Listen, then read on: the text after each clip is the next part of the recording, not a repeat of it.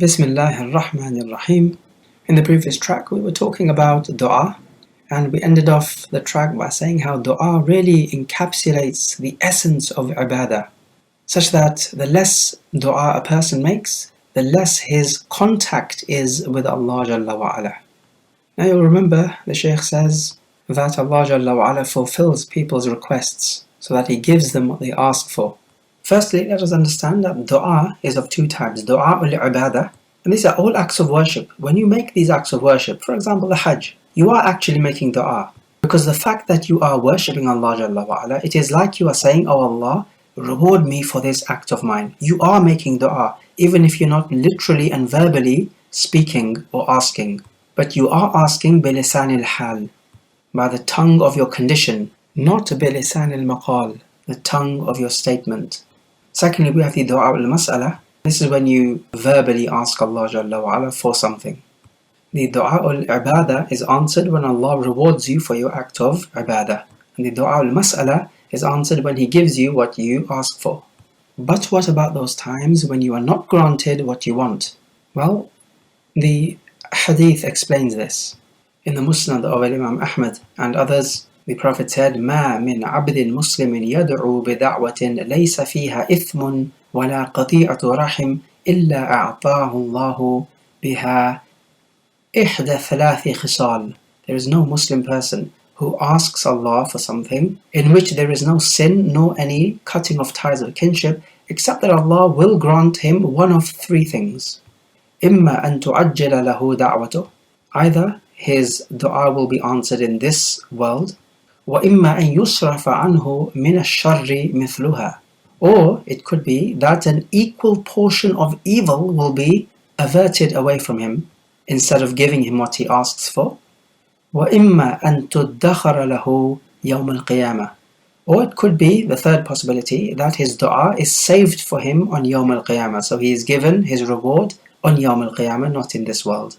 If this hadith is understood, then it is understood that whenever you make a dua, which is a permissible form of dua, then it will never ever be wasted, because all three options given in the hadith are positive.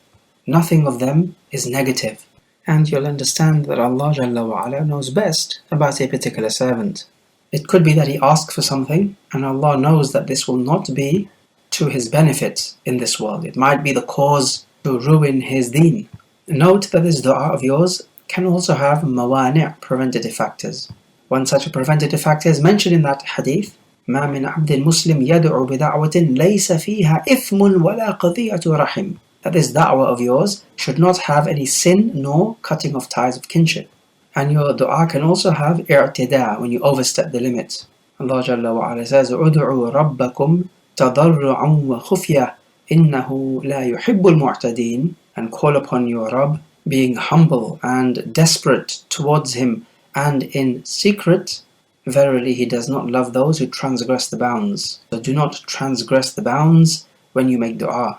One such an example we have where a man asked Allah Jalla wa'ala for a white house on the side of Jannah, and the Prophet rebuked him for this. He says, just ask Allah for Jannah and don't go into these unnecessary details. So if you want Jannah, ask for Jannah, you will have everything you want therein. But to go into these niggly details, what color cups would you like to drink from? The size of the bed you'd like to recline in Jannah. And other matters for which there is no textual evidence. For example, somebody loves racing cars. He would like to have a racing car in Jannah. There's no textual evidence that there will be racing cars in Jannah. Or somebody likes to fly aeroplanes. So he says, yes, oh Allah, I would love to have such and such an aeroplane. There is no scriptural evidence that there will be aeroplanes in Jannah. Yes, it is true that you will have everything you desire. But you do not know that in Jannah, by that time, you will desire aeroplanes. Just like when you were a kid, perhaps you used to play with toy figures. But when you grow older, you have no interest in toy figures anymore.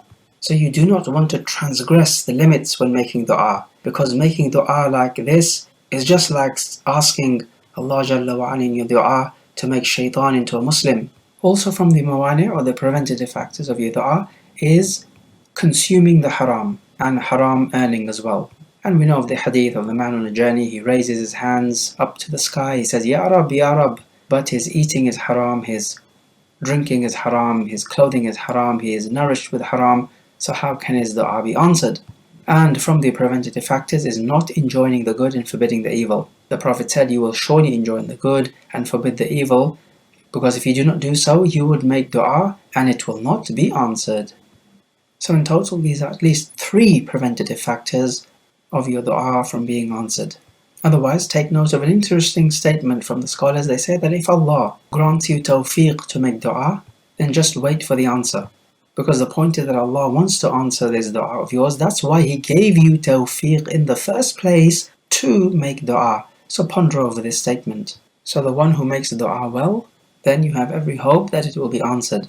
And even if it is not answered in this world, it would certainly not go to waste. Making your dua well means that you are mindful of what you are asking, you are desperate in your dua, you feel lowly and humble and needy to Allah Jalla wa Ala, because this is a spiritual act, and you make tawassul to Allah Jalla wa Ala in your dua. You choose appropriate times for dua, such as in the sajda, or between the adhan and the iqama, or in the last half or last third of the night. These are prestigious times, otherwise dua can be made at all times, of course. Then the Shaykh goes on to say, وَيَمْلِكُ كُلَّ شَيْءٍ وَلَا يَمْلِكُهُ شَيْءٍ. And He, Allah Jalla wa Ala, owns everything, but nothing owns Him. This is basically like saying that Allah is the rabb of everything. And the only reason you make dua to Allah is because He is the rabb. There is no point in making a dua to somebody who is not a rabb. So it is because Allah is the rabb that He can answer your dua. And He is worthy for dua to be made to Him. Then he says, وَلَا غِنَى عَنِ اللَّهِ تَعَالَى طَرْفَةَ عَيْنٍ وَمَنِ اسْتَغْنَى عَنِ اللَّهِ طَرْفَةَ عَيْنٍ فَقَدْ كَفَرَ وَصَارَ مِنْ أَهْلِ الْحَيْنِ. He says, no one can live without Allah, even for the blink of an eye. And whoever sees himself self-sufficient, so not needy of Allah, even for the blink of an eye, then he has made kufar, and he has become from the people of destruction. We already quoted the hadith, Allahumma la takilni ila nafsi tarfata ayn. Oh Allah, do not leave me to my own devices for even the blink of an eye. This is a dua that the Prophet used to make. The average kafir nowadays disbelieves in Allah Jalla wa Ala, and one of the main causes, not the only one, but one of the big causes for this, is that they feel they do not need Allah. They feel that they are self-made men. They went through their education, they worked hard, they gained their qualifications and the job. They're earning good money, they have a decent house, car, family. All of these happened through their own efforts. They feel they are not in need of Allah Jalla wa Ala. Then the Shaykh goes on to mention some attributes of Allah. He says, وَاللَّهُ يَغْضَبُ وَيَرْضَى لَا كَأَحَدٍ مِنَ الْوَرَى. And Allah becomes angry and He becomes pleased, but not like anyone from mankind. You'll notice both of these are sifa fi'liyah, descriptions or attributes which manifest when Allah wills them to do so. So they are not always with Him. Such as, for example, life. It is always with Him. It's not a matter of Allah willing it to happen and not willing it to happen. The Jahmiyyah, Mu'tazila, Kullabiyya, Ash'ariyya, Maturidiyya, all of these madhahib, they reject the sifat fi'liyah, or we can say sifat ikhtiyariyah. And this is the reason why the Shaykh mentions them explicitly here to oppose the deviant sects. And we have spoken about this extensively before, that the attributes of Allah Jalla wa Ala are not like the attributes of humans. The only thing which is the same is the original and basic meaning of the words, but that is it. As for the perfect meaning of the word, and as for the manifestation as well of this concept or word or attribute, then both of these are completely different. So we affirm the aslul ma'na, the original or basic meaning of the word. As for the perfect or complete meaning of this word, and as for the manifestation of this word, rida or ghadab, contentment or anger, then we have no idea what that is like. The evidences for rida and ghadab are many. For example, the Quran says, رَضِيَ اللَّهُ عَنْهُمْ وَرَضُوا عَنْهُ. Allah is pleased with them and they are pleased with Him. Likewise, we have غَيْرِ الْمَغْضُوبِ عَلَيْهِمْ, not the path of those on whom you are angry. From the hadith, we find Allah in the Sahih saying to the people of Jannah, أُحِلُّ عَلَيْكُمْ رِضْوَانِي فَلَا أَسْخَطُ عَلَيْكُمْ بَعْدَهُ أَبَدًا. I will make my pleasure descend on you, and I will never be angry with you again after this. Some of the madhahib, like the Kullabiyah, they say that ghadab, for example, anger, is not a sifa fi'liyah, because if it is a sifa fi'liyah or a sifa ikhtiyariyah and it begins to happen at a point in time, then it means that Allah Himself began to happen at a point in time. They say that if you have any attributes which begin at a point in time, that means that you yourself, as an essence, began at a point in time. So they say that Allah does not do anything which begins to exist at a point in time. None of His attributes are like that. This is their madhab, based on this philosophy of theirs. So they say that if Allah is angry on someone, then He has always been angry at that person, and it has never changed. So this anger never came about anew for that person. So if a person, let us suppose, was a Muslim, then he became a kafir, the Ahlul Sunnah will say that as a Muslim Allah was pleased with him, then as a kafir Allah became angry with him. The Kullabiyah will say no, this person even as a Muslim, Allah was always angry with him. So upon this madhab, the actions that a servant does have no bearing on whether Allah is angry with you or pleased with you. But this madhab makes no sense, because if a man is a Muslim and is working righteousness, good deeds are written down for him. But if he then now apostatizes, all his good deeds have gone to waste. According to the Kullabiyah, Allah was always angry with him, as long as this man dies in a state of kufar. That means that every time his good deeds were written down when he was a Muslim, Allah was still angry with him. Conversely, if a kafir converts to Islam, now a kafir in his time as a kafir was performing evil deeds, and evil was being written down for him. The Kullabiyah say that Allah was pleased with this man, even during his time as a kafir, committing all the major sins that you can think of. But Allah is pleased with him, even at that time. This makes no sense. And what is apparent from the ayat is that these attributes begin to exist. For example, وَمَنْ يَحْلِلْ عَلَيْهِ غَضَبِي فَقَدْ هَوَى. And upon whomsoever my anger descends, then he has fallen. So you see, the anger descends, it begins to exist. Allah Jalla wa Ala says in the Quran about the love of Allah, فَاتَّبِعُونِي يُحْبِبُكُمُ اللَّهُ وَيَغْفِرْ لَكُمْ ذُنُوبَكُمْ. The Prophet is told, then follow me, Allah will love you and forgive you your sins. So it's only when you follow the Prophet that Allah will love you. He did not love you before you followed the Prophet. If you were disobeying the Prophet before, Allah did not love you. But then when you begin to follow the Prophet, Allah loves you. The ayah is very clear. So Allah was not always loving you. Rather, only when you followed the Prophet did Allah love you. So anyway, the Kullabiyah, Ash'ariyah and Maturidiyah, they reject sifa fi'liyah or sifa ikhtiyariyah, based on their philosophy that any characteristic which begins to exist, then it means that the whole essence also began to exist at a point in time. Note that you could have a sifa fi'liyah, but it is also a sifa dhatiyah. Kalam is one such an attribute, the speech of Allah. The speech of Allah Jalla wa Ala is a sifa dhatiyah. It has always been with Allah. He has always been speaking, creating things and speaking things into existence. So you see, from that angle it is a sifa dhatiyah. But from another angle it is also a sifa fi'liyah, because the individual items of speech are newly arisen, which makes it into a sifa fi'liyah. His khalq, his creation is also like that. Allah has always been creating. But the individual items of creation are a sifa fi'liyah. And this philosophy, the roots of it are what we said, hulul al-a'rad. Jahm ibn Safwan, he was asked, how do you know that a creator exists? And he thought about the answer, and he said that every particular body which exists has attributes which can change. So you, for example, you're a body, you can become hot and cold, you can become taller or fatter and thinner. You have attributes that can change. You did not choose these attributes to change.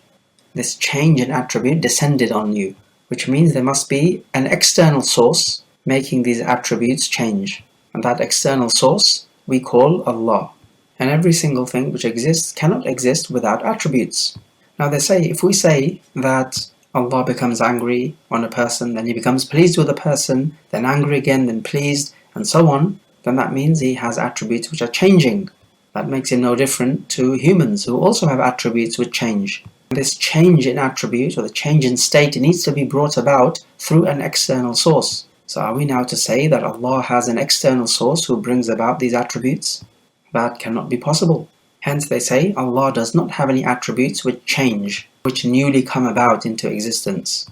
Therefore, his anger never newly came about, or his pleasure never newly came about, because then this would mean that there's an external source which brought Allah newly into existence, just like his attributes will come newly into existence. Well, this argument led Jahm ibn Safwan to deny all the attributes of Allah which are affirmed in the Quran and the Sunnah, because if he were to affirm those attributes, then that means, according to his philosophy, Allah himself is created, as he has an external source. We say the problem is with the whole argument in and of itself, meaning this argument to demonstrate the existence of Allah Jalla wa Ala using attributes. This is batil, and the Quran does not use this argument. The Quran simply says, أَمْ خُلِقُوا مِنْ غَيْرِ شَيْءٍ أَمْ هُمُ الْخَالِقُونَ. Were they created from nothing, or are they themselves the creators? It gives two choices, and the answer is obvious. The third theoretical choice, which is that you existed forever, is not given, because no one would entertain the idea that things existed forever. And even it can be scientifically proved that this universe did not exist forever, it began to exist. It's got nothing to do with attributes in the sense of what Jahm ibn Safwan was arguing. Now the point is that this is the argument, this batil argument of Jahm ibn Safwan, which the Kullabiyah and others like Mu'tazila took and used then to reject the sifa fi'liyah. That is to say that Allah cannot change. Any change in Allah means that there needs to be an external source which is making Allah change. That external source, of course, being above Allah and controlling Allah. So the point is that according to their philosophy and aqidah, Allah cannot change. So his attributes cannot change. Therefore, we cannot have sifat fi'liyah. Because at the moment you say he changes, it means there needs to be an external source which is making him change, just like with any other body which changes and has characteristics, and therefore you would be assigning a source besides Allah or above Allah. Well, we say, okay, if we affirm the anger and pleasure of Allah, which are sifa fi'liyah, then this would contradict your rational demonstration of the existence of Allah Jalla wa Ala. And so therefore you do not want to contradict your rational demonstration of the existence of Allah, therefore you will reject these attributes, these sifat fi'liyah. We say, however, if anything is to be rejected, it is your rational demonstration of the existence of Allah. And what should be accepted is the text, meaning to say it should be exactly the other way around to what you are doing. Why? Well, the answer is simple. Because the text form evidence in the Sharia. Your rationality does not form evidence in the Sharia. So then, what about their rational demonstration or rational argument for the existence of Allah? Well, we say from the very first place that was a batil explanation and a batil or false argument. So the point is that these Kullabiyah and Asha'ira and Maturidiyah, they are doing things the wrong way around. They are rejecting an original evidence and accepting a superficial one. It ought to be the other way around.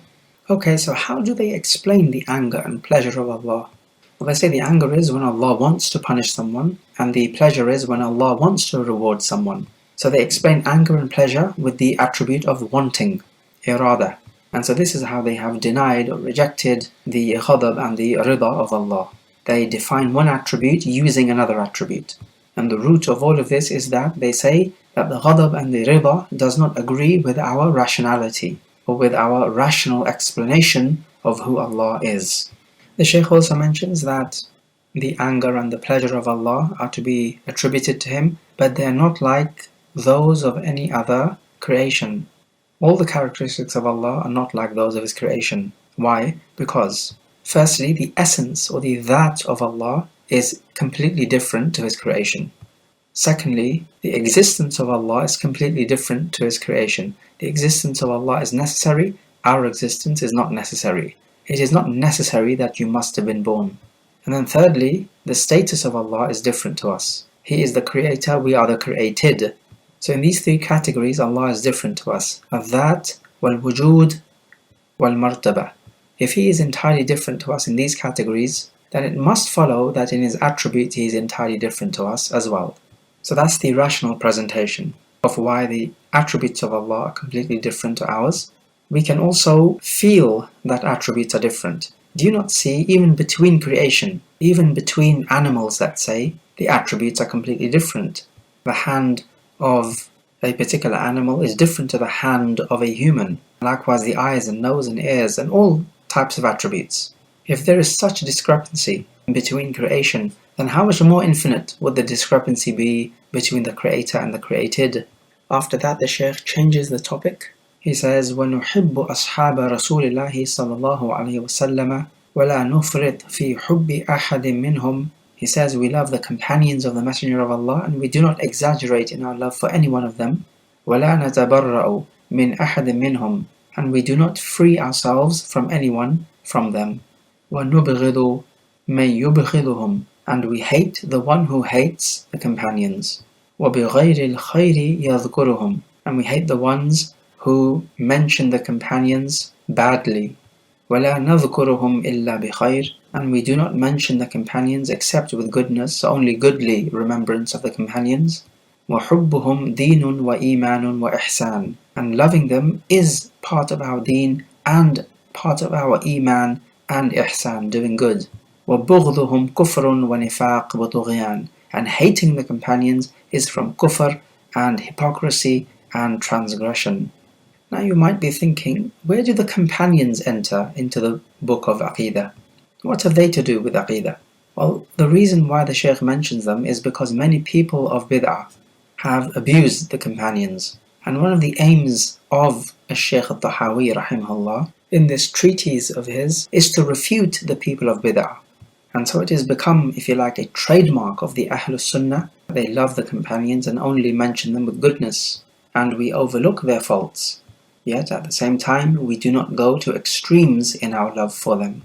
So this mas'ala, or this issue, is very much like the wiping over the leather socks which the Shaykh spoke about. It is not a matter of the unseen, hence it is not a matter of the Aqidah, but it is something which distinguishes the Ahlul Sunnah from the Ahlul Bid'ah. So let's take some talking points. Firstly, who is a sahabi? Well, we say a sahabi is a person who met with the Prophet whilst being a mu'min in him and died on that state. So it could be that a person met the Prophet, even if it is for just a second, and then he turned to kufar, but then he turned to Islam again and died upon that state, he would be a sahabi. But what about a person who met the Prophet even for a little while as a kafir, and then afterwards turned to Islam, but then as a Muslim did not meet the Prophet, and then this person died as a Muslim? Is he now a sahabi? The answer is no. Because you have to have met the Prophet as a mu'min in him, and then die upon that state. What about somebody like An-Najashi? He never met the Prophet, but he believed in him and died in that state. But we say he is not a sahabi. Such people are called muhadram. So people who were Muslims during the time of the Prophet, they accepted his message and they died upon that state, but they never actually met the Prophet, therefore they were not sahabi. Allah Jalla wa Ala praises all of the Sahaba in the Quran. Muhammadun Rasulullah وَالَّذِينَ مَعَهُ أَشِدَّاءُ عَلَى الْكُفَّارِ رُحَمَاءُ بَيْنَهُمْ. Muhammad is the Messenger of Allah, and those with him, they are severe against the kuffar and merciful between them. He says, وَالسَّابِقُونَ الْأَوَّلُونَ مِنَ الْمُهَاجِرِينَ وَالْأَنصَارِ وَالَّذِينَ اتَّبَعُوهُمْ بِإِحْسَانٍ رَضِيَ اللَّهُ عَنْهُمْ وَرَضُوا عَنْهُ. The first and foremost from the Muhajirin and the Ansar, and those who followed them in goodness, Allah is pleased with them and they are pleased with Him. We also find لَقَدْ رَضِيَ اللَّهُ عَنِ الْمُؤْمِنِينَ إِذْ يُبَايِعُونَكَ تَحْتَ الشَّجَرَةِ. Allah is pleased with the mu'minun when they gave you pledge of allegiance under the tree. He can only be talking about the Sahaba. And that's why this bay'ah, this pledge of allegiance, is called the bay'atul Ridwan, the allegiance of Ridwan, meaning pleasure. Because as he says in Surah Al-Fath, which you have just said, Allah is pleased with them. لَقَدْ رَضِيَ اللَّهُ عَنِ الْمُؤْمِنِينَ. The Prophet warned against abusing his Sahaba. He said in the Sahih, لَا تَسُبُّ أَصْحَابِي فَوَالَّذِي نَفْسُ مُحَمَّدٍ بِيَدِهِ لَوْ أَنْفَقَ أَحَدُكُمْ مِثْلَ أُحُدٍ ذَهَبًا مَا بَلَغَ مُدَّ أَحَدِهِمْ وَلَا نَصِيفَهُ. Do not abuse my companions, but the one who has the soul of Muhammad in his hand, if one of you spent the amount of Mount Uhud in gold, it would not reach one mud of any of the Sahaba, not even a half of it. So we may say that any Sahabi who dies upon Iman, of course, then he is promised forgiveness and pleasure of Allah. We say that every Sahabi as well is a trustworthy narrator of a hadith, because Allah Jalla wa Ala has given them tazkiyah. Tazkiyah meaning, if you like, a letter of recommendation that this person is honest, trustworthy and qualified.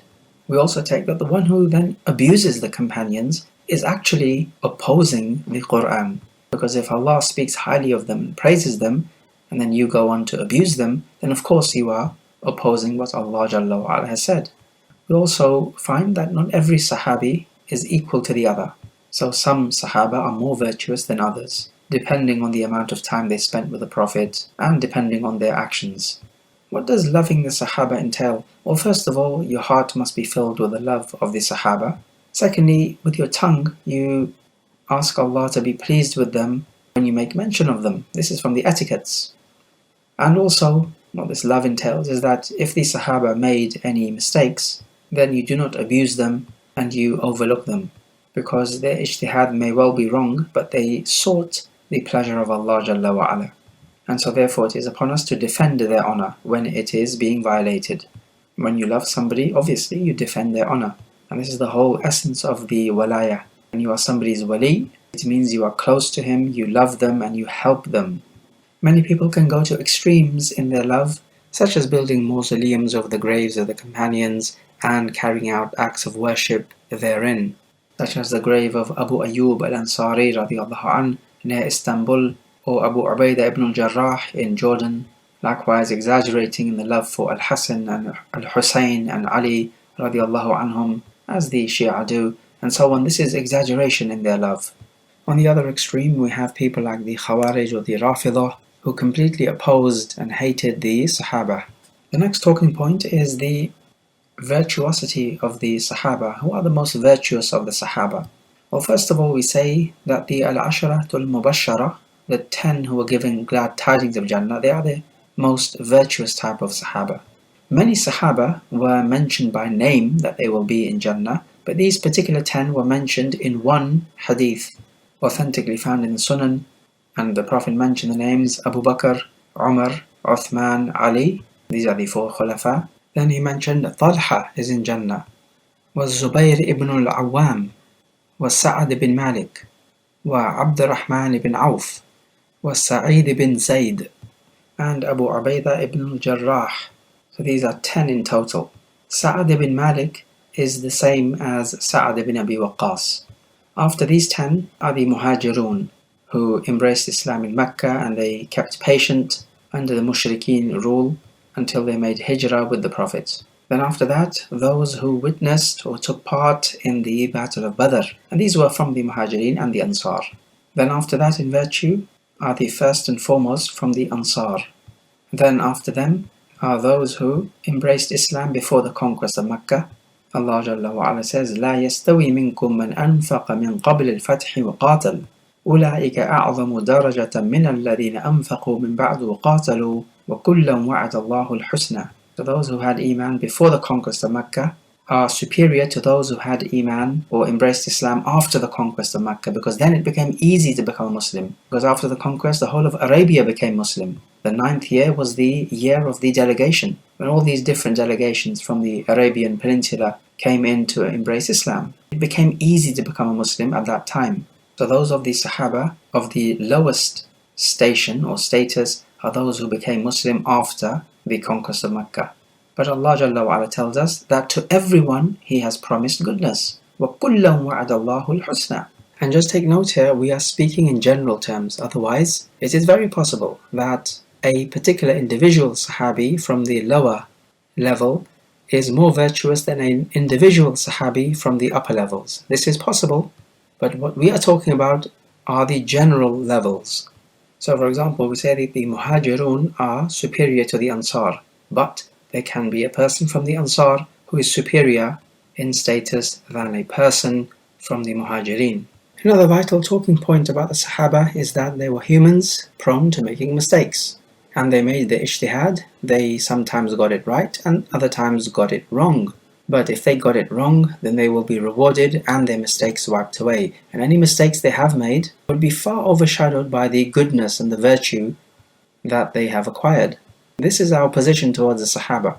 Unlike those people who would abuse and throw invective against the Sahaba for certain mistakes that they have made. The Shia are known for this. So the point is that we do not need to delve into argumentation or battles that took place between them, because they all had good intentions. Yes, one party would have been correct and the other one would have been wrong, but they had good intentions and their good deeds far outweigh their evil deeds. And about the sahaba fighting each other, we simply say that Allah Jalla wa Ala has saved our swords from their blood, so we will save our tongues from their honor.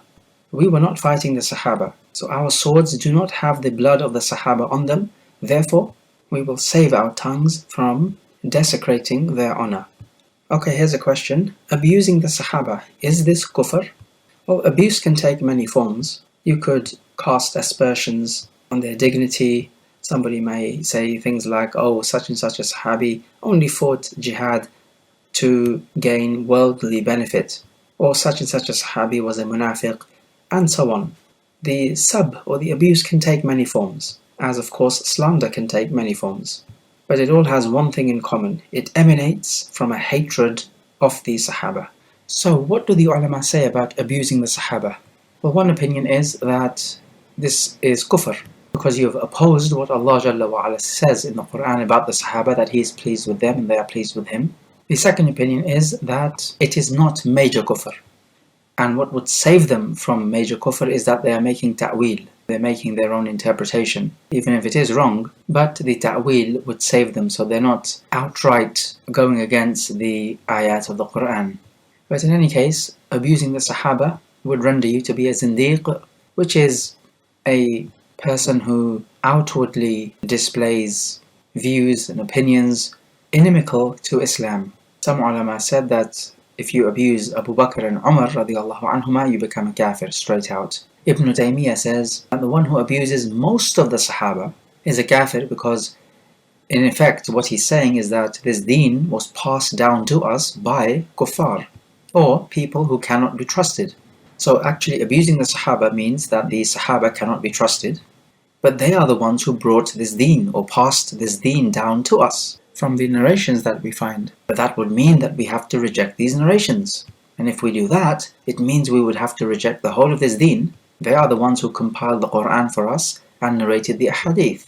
Now if you take that away, because the Sahaba had a major role to play in both the Quran and the Sunnah, then what of Islam is left?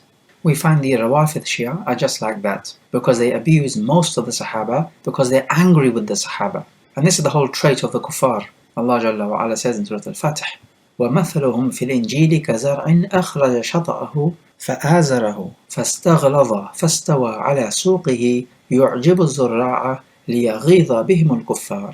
And their description in the Injil is like a seed which shoots out the stalks and it becomes strengthened and it becomes upright. It pleases the farmer that he, meaning Allah, may make the kuffar angry with them. So Allah is using the Sahaba to enrage the kuffar. So this is the trait of the kuffar. They will become angry with the Sahaba. So we could have the one who abuses all of the Sahaba, and this is kufr. And we could have the one who abuses most of the Sahaba out of anger for what they have done, just like the Rawafid Shia, for example. And this is also kufr. But then you can have somebody who abuses some of the Sahaba or speaks ill of them, not because he's angry or enraged with them, but because he deems some of their actions to be unrighteous. For example, a person says that a sahabi or some of the sahaba, they were greedy for this world, or they did not have much knowledge about the deen, and other such attributes which he ascribes to the sahaba. Now this is not kufr, but it is haram, because the Muslim needs to have walaya with the sahaba, and speaking in such a way of them completely contradicts this walaya. Rather, what is upon such people is to do as Allah orders them in the Quran, to seek forgiveness for them. So anyone who does fall into this category ought to be punished by way of taasir. And then we can have the next level beneath this, which is a person criticizes one or some of the Sahaba in matters of ijtihad which they made. For example, talking about the battle between Ali and Muawiyah radiallahu anhuma. So he criticizes one party by saying that they are wrong and they made a bad decision, they should have done this or they should have done that. Now this category is not as severe as the previous one, but nonetheless it does not make it halal or recommended. One ought to refrain from such statements, because we know the sahaba are human beings, they made their ijtihad, sometimes they got it wrong, but if that was the case, then they had many other good deeds which would overshadow their wrongdoing. As far as taasir of this person goes, then there is a difference of opinion. Looks like we'll have to leave it down to the judge, but at the very minimum we have to speak out against such people who criticize the sahaba for wrong actions which they did, because it is not fitting for the Muslim to do that. And the next talking point is where the Shaykh says, وَحُبُّهُمْ دِينٌ وَإِيمَانٌ وَإِحْسَانٌ, and to love them is deen and iman and ihsan. And there is no doubt that the mu'minun are awliya of one another, which means they have love between each other, they have closeness, and they help each other. And our dua needs to be that there should be no hatred or ill feeling towards the believers. وَلَا تَجْعَلْ فِي قُلُوبِنَا غِلًّا لِلَّذِينَ آمَنُوا رَبَّنَا إِنَّكَ رَؤُوفٌ رَحِيمٌ, and do not put in our hearts any rancor for the mu'mineen. Our Rabb, you are the one full of pity, the merciful. The reason why this is part of our deen is because Allah Jalla wa Ala himself in the Quran praises them. Muhammadun Rasulullah وَالَّذِينَ مَعَهُ أَشِدَّاءُ عَلَى الْكُفَّارِ رُحَمَاءُ بَيْنَهُم. He mentions them, that those who are with the Prophet, they are severe against the kuffar and merciful amongst themselves. And he goes on to say about them at the end of Surah Al-Fatih, وَعَدَ اللَّهُ الَّذِينَ آمَنُوا وَعَمِلُوا الصَّالِحَاتِ مِنْهُمْ مَغْفِرَةً وَأَجْرًا عَظِيمًا. Allah promises those who do righteous works and they have iman from amongst them, maghfirah, forgiveness, and a great reward. Now, of course, it is part of our deen to believe and have certainty in every single ayah of the Quran. And this is one of them. It speaks about the sahaba. Therefore, the love and respect and veneration of the sahaba is part of our deen. So we are not just saying that you must love the sahaba and this is part of your deen because it sounds like a good and lovey-dovey thing to say. No, rather, we have textual evidence that this is part of our deen. Now notice the crucial words of this ayah, minhum, from them. The Rafidah say that minhum, from them, means from the sahaba, meaning part of the sahaba. But actually here, minhum is libayan al-jins. So that means it includes the whole of the sahaba. Because the word min can have two meanings. Firstly, it can mean from, as in part of something. And then secondly, it can mean the whole of that something. So the second meaning is the bayanul jins, to make plain the type of people you're talking about. So the ayah is talking about the type of people. What type of people? The sahaba, that type. To give another example, to illustrate the point, you say the book is from paper, meaning the book is made from paper. So that is to say the book is made from a particular material. What material is it? Paper. So the statement is telling us the type of material involved. It's not talking about part of a whole group. And so likewise is this ayah then. When he says minhum, from them, it is talking about the type of people. What type of people? In this case, the sahaba. All of the sahaba. And the reason why we say it is bayanun lil jins and not a tab'id is because Allah Jalla wa Ala is giving a particular promise to a particular type of people. If that is the case, then he's describing to us the type of people to whom this promise belongs. He is not giving this promise to part of a whole group of people. No, rather, he is giving this promise of maghfirah and ajrun azim to a particular type of people. This type, of course, is the sahaba. So we know from the context that this min is libayan al-jins, not for tab'id. Tab'id means when you make something into parts. And this is what the Rawafid say, that the min is denoting when you make something into parts. So some of the sahaba are promised this maghfirah and ajrun azim, but others are not. And this is what you will find in their tafasir, meaning the tafasir of the Rawafid. The Prophet ﷺ in the authentic hadith in Muslim said, Ayatul Iman yuhibbul ansar wa ayatul nifaqi bughdul ansar. The sign of Iman, that you love the ansar, and the sign of hypocrisy is that you hate the ansar. So in other words, it is part of our iman to have love for the sahaba. The hadith speaks about the ansar, well then the muhajirun would be a fortiori.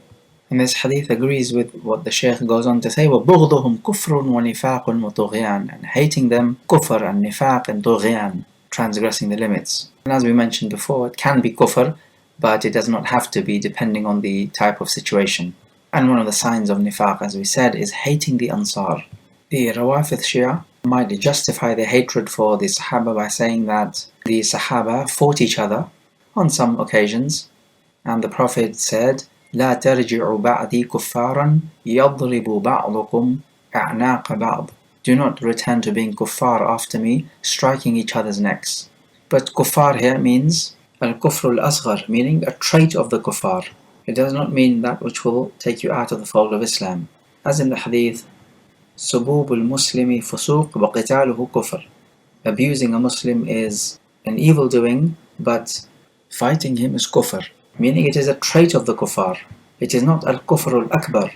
And finally, let us point out that it is from jihad in the way of Allah to defend the honor of the Sahaba, because jihad takes the form of the jihad al-lisan, jihad with the tongue. And this is what the ulama have been doing for a long time. They have been composing books defending the Sahaba. And this is from striving in the way of Allah against the munafiqeen who would try to bring the Sahaba into disrepute. Also, pay attention to the words. We find a contradiction. He says that the love of the Sahaba is iman. But do you remember previously when he defined iman, he said it is the belief in the heart and the statement of the tongue. So according to that definition, love is not part of iman. Yet over here he says, loving the Sahaba is iman. That is a contradiction. But according to the proper definition of iman, which includes actions, then yes, love is an action of the heart and is from iman. Then the Shaykh goes on to say, وَنُثْبِتُ الْخِلَافَةَ بَعْدَ رَسُولِ اللَّهِ صَلَّى اللَّهُ عَلَيْهِ وَسَلَّمَ أَوَّلًا لِأَبِي بَكْرٍ الصِّدِّيقِ رضي الله عنه تفضيلا له وتقديما على جميع الأمة. And we affirm that the Khilafah belongs to Abu Bakr as-Siddiq after the Prophet, as he is the one preferred, and he is given the priority over the rest of the Ummah. And so this point from At-Tahaawiyyah follows on from the point he made about the Sahaba. The Ahl Sunnah vehemently disagree with the Khawarij and the Rafidah about the issue of the Khilafah and who had the most right to it after the Prophet. And even among the Sahaba, after the death of the Prophet, there was a short disagreement as to who should take the leadership role, but after that they agreed that Abu Bakr should do. So let's take some talking points here. Firstly, we say that the Khilafah of Ahl Sunnah wal Jama'ah, the Ahl Sunnah have a consensus on this matter, and even people from outside Ahl Sunnah also agree that Abu Bakr as-Siddiq is the rightful owner of the Khilafah after the Prophet. Many scholars are of the opinion that the Khilafah of Abu Bakr is established by the text of the Sharia. And Imam Ahmad and Ibn Hazm and many of the Zahiriyah are of this opinion. The other opinion on the matter is that the Khilafah of Abu Bakr was established by non-direct evidence. So it's as if the Prophet is indicating that Abu Bakr should take the Khilafah, but he hasn't explicitly expressed that. Al-Hasan al-Basri rahimahullah is from the scholars who took this opinion. The third opinion on the matter is that there is no textual evidence for the Khilafah of Abu Bakr, but rather the Muslims chose Abu Bakr to be the Khalifa, and that's fair play. So the Khilafah is established through that means. However, the strongest opinion out of the three is that the Khilafah of Abu Bakr is established through clear-cut evidence. We know that the best after the Prophet needs to take the Khilafah. And we have many evidences which tell us that the best after the Prophet was Abu Bakr. For example, the authentic hadith, لَوْ اتَّخَذْتُ خَلِيلًا لَاتَّخَذْتُ أَبَا بَكْرٍ خَلِيلًا. If I were to take a Khalil, it would have been Abu Bakr, the Prophet said in the authentic hadith. Also we find in the Sahih, a woman came to ask the Prophet a question. The Prophet told the woman to come back later, and she asked him, what if I don't find you? Then he said, if that's the case, then go to Abu Bakr. So it's as if Abu Bakr is the next in charge. We also have evidence with regards to the Salah. When the Prophet was ill and could not lead, he said, Muru Aba Bakrin falyusalli bin nas. O people, order Abu Bakr to lead the people in prayer. So it's as if Abu Bakr is the next in charge. So if Abu Bakr is the next Imam for the Salah, then he ought to be the next Imam politically as well. Also we have from the Hajj, Abu Bakr led the people in the Hajj in the 9th year because the Prophet himself could not make it.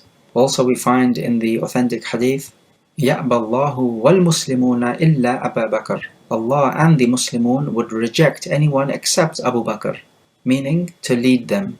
And we also have in the Sahihain The Prophet ﷺ said, "Halumma, aktub lakum kitaban la tadilluna ba'dah."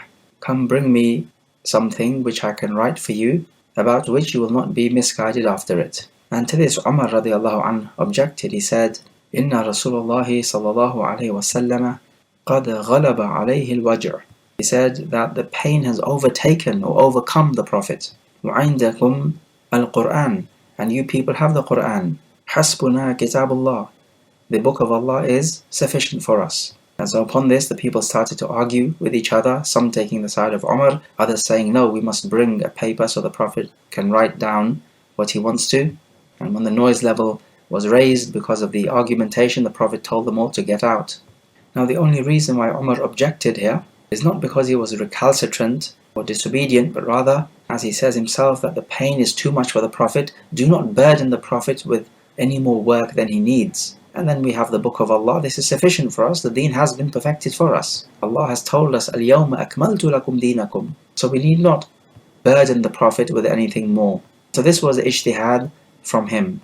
So it cannot be taken from this hadith that Umar was disobedient. Neither can it be taken from this hadith that we don't need a hadith and that the book of Allah is enough, as some may try to claim. But the point from this hadith is that the Prophet was going to write down who will take the khilafah. And so because of the dispute, he was prevented from writing this down. But that matters not. There are many evidences which tell us that Abu Bakr is the rightful Khalifa. Also, a second defense for Umar radiallahu anh in that narration is also to say that it appears that Umar thought that the Prophet is going to write about something other than the first Khalifa. Because if that's the case, then everything we have is already written down for us in the Quran or the Ahadith. Therefore, we do not need to burden the Prophet anymore. These are two ways of understanding the words of Umar radiallahu anh. The Rafidah are going to claim that Ali radiallahu anh was not pleased with the Khilafah of Abu Bakr because during the time when the people gave the pledge of allegiance to Abu Bakr, Ali was not amongst them. But the point is that Ali radiallahu anh gave his pledge of allegiance afterwards, so he delayed the pledge of allegiance. But that does not mean he was not pleased with Abu Bakr as being the Khalifa. The Rafidah say that Abu Bakr and Umar both took the Khilafah where it should have been Ali's. They used evidence to say that Ali should have the Khilafah, the authentic hadith where the Prophet said to Ali, "Anta minni bimanzilati Haruna min Musa illa annahu la nabiyya ba'di." You in relation to me is like Harun to Musa, except that there is no prophet after me. And of course, when Musa alayhi salam left his people to go to Mount Tur, he left Harun alayhi salam in charge. However, to understand the hadith properly, we say that the Prophet was leaving Ali radiallahu anh behind as he went off on a journey, the rest of his companions. So Ali was in charge, but only for that particular journey when the Prophet went out, and Ali was left behind. Otherwise, during the Hajj in the 9th year, Abu Bakr was the leader and Ali radiallahu anh was not the leader despite being sent with Abu Bakr. Further evidence, when Umar radiallahu anh appointed a council of 6 people to decide who the next Khalifa would be, Ali radiallahu anh was one of those, and this council chose Uthman radiallahu anh to be the next Khalifa. So there's no doubt that Ali ibn Abi Talib radiallahu anh himself agreed with the order of the Khulafa. Okay, let us take some review questions. Question number 1. Give 3 preventative factors of your dua being answered. Question number 2. Why is the subject of the companions in a book of Aqidah? Question 3. Give the hierarchy of virtue of the companions. And question 4. The Rafidah have their particular tafsir of the word min in the last ayah of Surah Al-Fath, Surah number 48. Give their interpretation of the word min, meaning from, and the Ahlul Sunnah interpretation.